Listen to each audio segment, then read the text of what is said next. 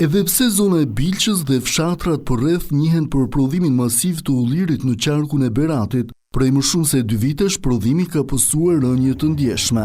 Çdo familje në zonë numëron deri në 500 rënj ullinj, por kushtet klimatike bëjnë që nga viti në vit shpresa për sigurimin e të ardhurave të venitet. Ky sezon konsiderohet ndër më të dobëtit. Mungesa e të ardhurave për ull dhe shërbimet e domosdoshme ndaj parcelave të kultivuara me ullinj, ku tashmë nuk bëhet fjalë për investime që lehtësojnë punën e fermerëve, të cilët kryesisht janë të moshuar.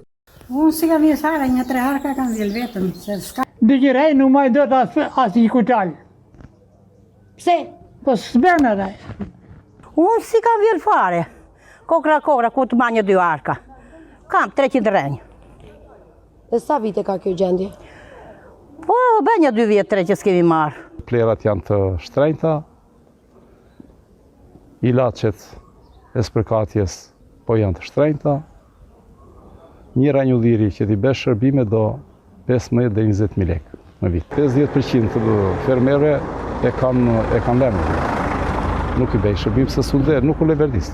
Bilqa numëron 270.000 rënj ullinj, që deri tani kanë qenë e ardhura kryesore për banorët e zonës.